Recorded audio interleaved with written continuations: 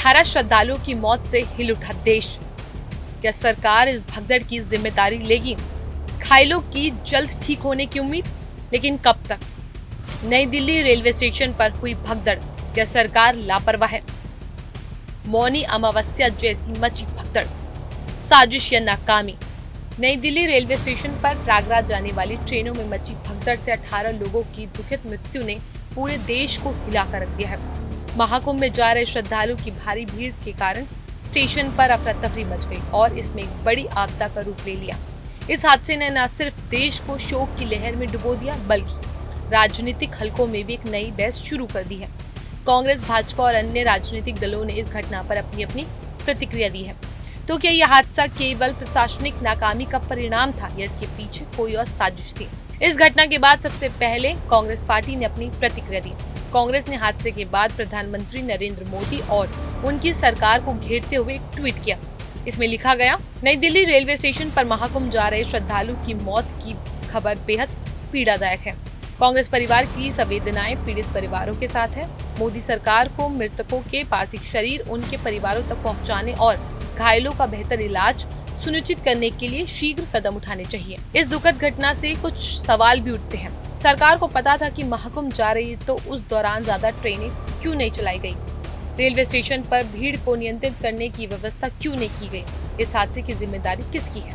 तो वहीं कांग्रेस महासचिव और केरला की वायनाड से सांसद प्रियंका गांधी ने भी शोक जताया। प्रियंका गांधी ने सोशल मीडिया प्लेटफॉर्म एक्स पर पोस्ट करते हुए लिखा, नई दिल्ली रेलवे स्टेशन पर भीड़ की वजह से मची भगदड़ में महिलाएं और बच्चों समेत कई लोगों की मौत की खबर बेहद दुखद है।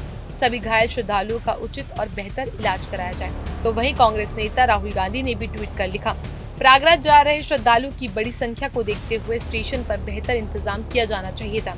सरकार और प्रशासन को सुनिश्चित करना चाहिए था कि बदइंतजामी और लापरवाही के कारण किसी को अपनी जान न गंवानी पड़े। जब कांग्रेस ने खुद सरकार को घेरते हुए बयान दिया तो भाजपा ने अपनी प्रतिक्रिया दी। भाजपा सांसद प्रणीत खंडेलवाल ने भी कहा, ये घटना बेहद दुखदपूर्ण है, जिसमें 18 लोगों की मृत्यु हो गई है। ये सभी महाकुंभ जा रहे थे। रेलवे ने घटना के कारणों की जांच के लिए एक समिति बनाई है और दोषियों के खिलाफ कड़ी कार्रवाई की जाएगी। प्रधानमंत्री मोदी ने भी इसका संज्ञान लिया है। बेहद दुखद है कि कल नई दिल्ली रेलवे स्टेशन पर 18 लोगों की मौत हो गई। सब कुंभ में जा रहे थे। मैं सभी दिवंगत लोगों के प्रति अपनी संवेदनाएं व्यक्त करता हूं और जो लोग अभी अस्पताल में इलाज करा रहे हैं उनके शीघ्र स्वस्थ लाभ होने की कामना करता हूं। रेलवे ने इस पर कमेटी बना दी है और मुझे पूर्ण विश्वास है कि कमेटी तुरंत इस बात का पता लगाएगी कि किन लोगों के कारण से ऐसा हुआ और यदि कोई भी लोग उसमें दोषी पाए जाते हैं तो उनके खिलाफ कड़ी से कड़ी कार्रवाई की जाएगी।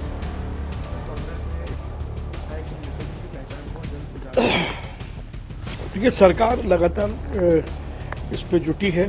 स्वयं प्रधानमंत्री जी ने भी इस बात का संज्ञान लिया है, तो बहुत जल्दी जो भी इसके तथ्य हैं वो सामने आएंगे।